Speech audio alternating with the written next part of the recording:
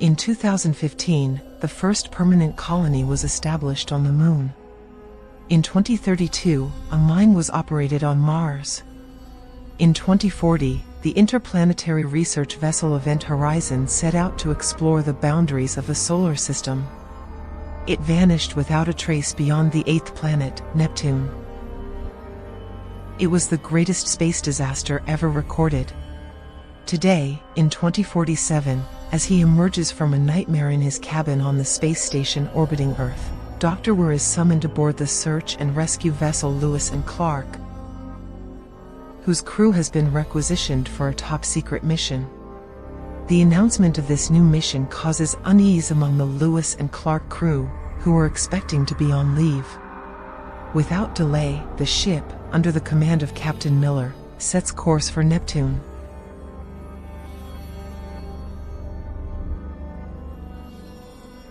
While in stasis in the immersion cabins that allow them to withstand the acceleration, Dr. Weir is awakened by a familiar voice calling him. Leaving his cabin, he realizes the voice he hears is that of his wife, Claire, who died some time ago.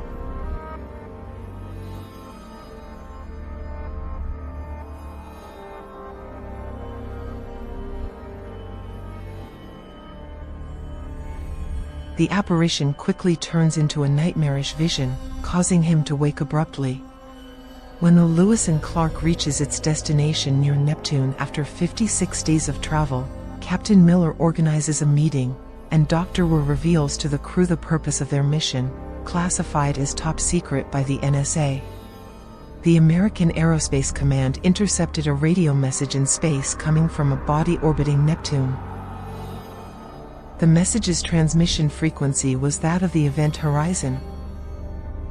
Officially, it was an interplanetary research vessel that suffered a reactor failure and exploded, but unofficially, it was part of a secret government project for a spacecraft capable of traveling faster than light.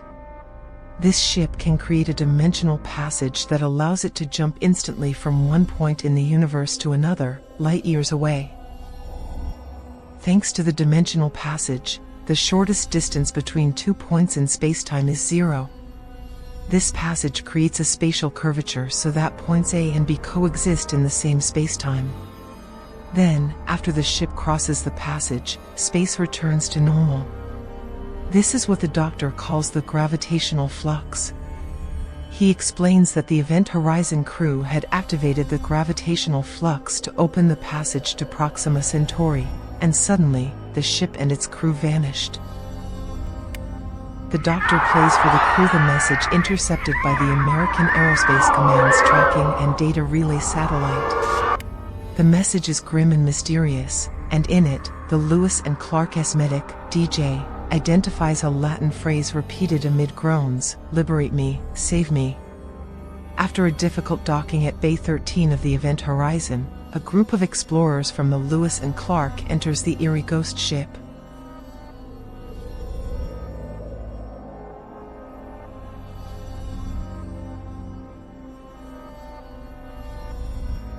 Macabre discoveries pile up for those who have boarded, and the first incident occurs when a team member, Justin, enters the gravitational reactor room, the heart of the ship.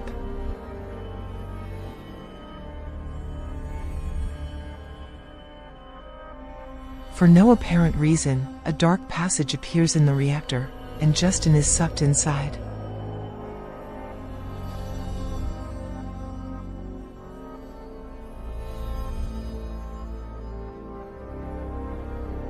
Immediately, a gravitational wave surges from the core, severely damaging the Lewis and Clark and causing a breach that leads to its depressurization.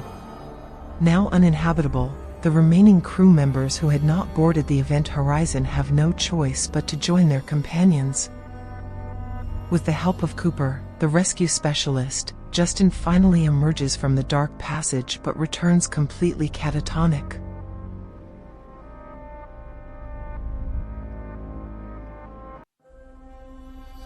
The entire team, now on the ghost ship, has only 20 hours before CO2 levels become toxic.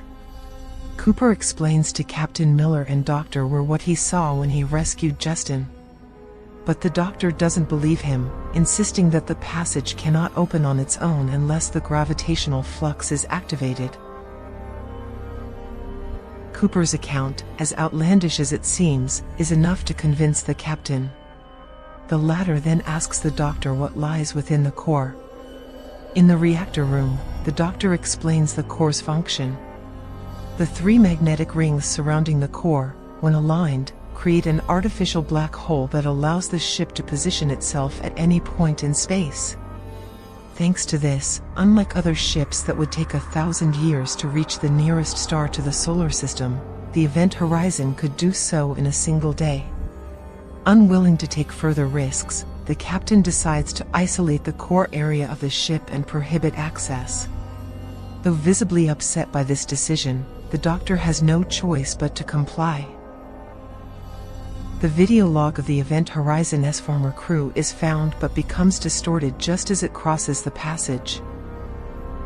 As the Lewis and Clark crew tries to understand what happened to the Event Horizon's crew 7 years ago, apparitions begin to manifest gradually to the crew members, each time taking the form of what causes the most pain to the person they target.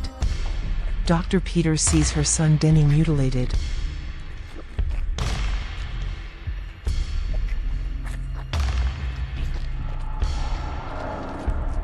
Or relives his wife's death in real time. And Miller sees a man engulfed in flames, who turns out to be the young crewmaster Edward Corrick, whom he had to abandon to his death in the past. The situation shifts dramatically when, inexplicably, the ship's core activates again, and Justin, now conscious but under some kind of hypnosis, locks himself in the decompression airlock to eject himself into space without a suit. Muttering terrifying words about the darkness within him, he finally triggers the opening mechanism. The decompression snaps him back to his senses too late, and he is severely injured before being rescued by Miller's bravery and placed in stasis on the ship.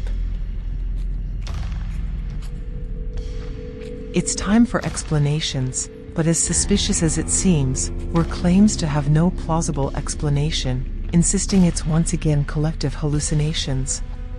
DJ then clarifies to Captain Miller that the message's voice actually said, "Liberate Tutmet ex Inferis," meaning save yourselves from hell. Later, part of the Event Horizon's log is decoded by the ship's computer, revealing that upon crossing the passage on January 23, 2040, the previous crew was suddenly plunged into a horrific scene where, gripped by murderous madness, they mutilated and killed each other. The former captain uttered the phrase previously intercepted. For Captain Miller, himself a victim of one of Weir's hallucinations, there is no longer any doubt. The ship is too dangerous, it must be sabotaged, and they'll have to take their chances on the Lewis and Clark once the breach is repaired. While the other crew members rush to retrieve air purifiers from the reactor room, Peters is lured by a new apparition of her son, leading her to a high-maintenance shaft where she falls to the ground.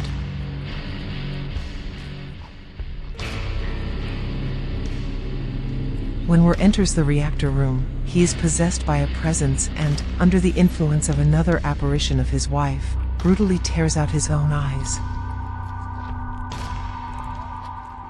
On the Lewis and Clark, Smith, who had begun repressurizing the ship's interior, suddenly sees Dr. Weir hastily leave the Event Horizon. Alerted by Captain Miller about the disappearance of a charge from the Event Horizon's corridor, he quickly discovers that Weir has placed the charge inside the Lewis and Clark. But it's too late, only seconds remain on the countdown. The ship is pulverized, and Cooper, who was on the hull, is propelled into space on a piece of debris. Now prisoners of the cursed ship, the survivors mobilize to find and stop Weir.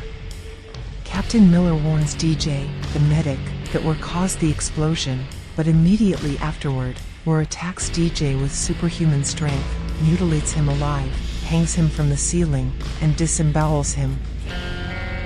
Upon discovering this horrific scene, Captain Miller grabs a pneumatic gun to kill Weir. But while he's with Stark in the control room, Weir reveals himself to them. Disfigured and lacerated, he explains, while activating the gravitational flux with a 10-minute countdown, that he created the event horizon to reach the stars, but his ship went far beyond. It tore a hole in our universe and opened a passage to another dimension. A dimension of pure chaos, where the forces of evil reign. When it crossed to the other side, it was just a ship, but when it returned, it was alive. As Stark tries to stop Weir, he, with superhuman strength, throws her against a panel and uses the pneumatic gun he stole from the captain against Cooper, who is about to reach the event horizon from outside. When the control room's bay is breached, Weir is sucked into space.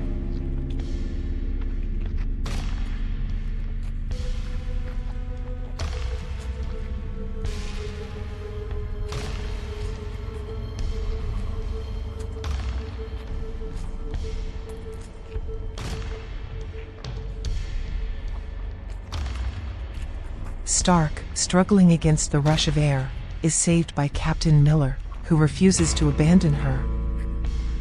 Stark and the captain retrieve Cooper through a ship entry and plan to use the Event Horizon S forward section to return to Earth before the countdown ends. The captain tasks Cooper with sending a distress signal and Stark with activating the biostasis pods. But just after sending the message, the forward section of the ship begins to literally bleed, with torrents of blood flooding Stark and Cooper. Terrified, Stark contacts Captain Miller, who is preparing to detonate the charges that will turn the Event Horizon S forward section into a survival module. But immediately afterward, Korik, the man in flames, reappears to him and forces him to the reactor room, where he is trapped. Korik's apparition transforms into a scarred Dr. Weir, who mentally tortures Miller, showing him the horrors awaiting the remaining crew on the other side of the passage. In a final sacrifice, the captain detonates the central corridor between the ship's two modules with a remote control, just as the countdown ends and the passage opens again. Cooper and Stark catch a glimpse of the module. The text cuts off here, but it can be inferred that the module with the reactor vanishes into the dimensional passage, taking Weir and Captain Miller with it. 72 days later, the rescue team recovers the stasis pods of Stark, Cooper, and Justin. But they do not emerge unscathed from their ordeal. The vision of a scarred Doctor Weir appears to Stark in place of the rescuer who revived her.